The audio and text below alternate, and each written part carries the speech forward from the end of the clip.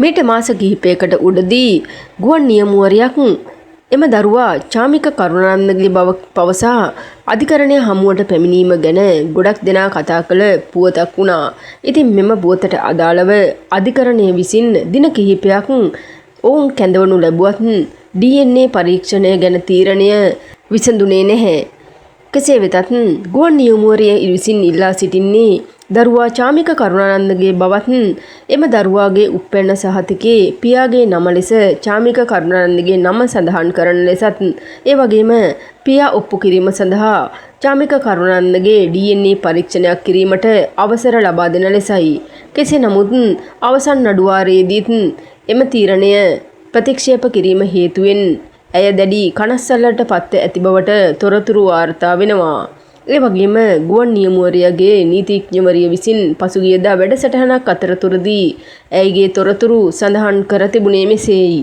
ඇය අහිංසක චරිතයක්. ඉතා මහන්සියෙන් ඉහළට ආපු කෙනෙක්. ගුවන් නියමුවරියක් වෙන්න ගොඩක් කැපකිරීම් කරන්න ඕනේ. ඒ වගේ කැපකිරීම් කරලා ආපු කෙනෙක් තමයි ඇය.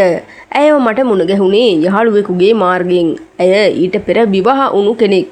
ඇය ඒ කිසි දෙයක් හැංගුවේ නැහැ. සියල්ල මට හෙළි කළා. සම්බන්ධකම් තියෙන්න ඇති. ඇය දරුවෙක් හදන තැනට පත්ුනේ ඇයට බලවත් ලෙස ආදරය පෙන්නපු ආදරයෙන් සලකපු කෙනෙක් එක්ක. යනුවෙන් ගුවන් නියමුවරියගේ නීතිඥවරිය වන මේරි ඩික්මන් මහත්මිය මෙලෙස සඳහන් කර තිබුණා. ඉතින් ඇත්තටම මෙහි තීරණය ගැන ගොඩක් දෙනා විවේචන කරන්න පටන් අරන් තිබෙනවා. කෙසේ වෙතත් දරුවාගේ ඡායාරූප දෙස බැලූ විට පෙනී යන්නේ එම දරුවා චාමික කරුණානන්දගේ බවයි.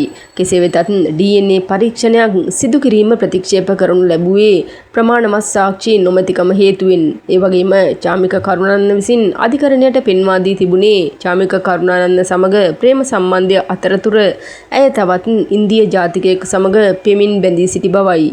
මෙම කරුණු නිසා DNA පරීක්ෂණය සිදු කිරීම අධිකරණය විසින් ප්‍රතික්ෂේප කළා. කෙසේ වෙතත් ඔක්තෝබර් මාස 13 දින නැවතත් අධිකරණයට මොවුන් කැඳවන බවට තමයි තොරතුරු වාර්තා වෙන්නේ.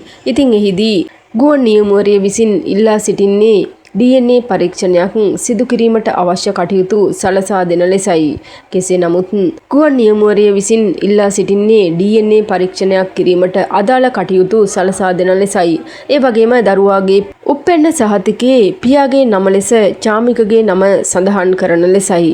කෙසේ නමුත් අධිකරණය විසින් තවත් දිනකට නඩුව කල් දමනු ලැබුවා. ඉතින් එම දිනේදී අපි බලමු තීරණය කෙලෙස දෙයිද කියලා. මේ ගැන වැඩිදුර තොරතුරු දැනගන්න අපේ channel එක subscribe කරලා තියාගන්න.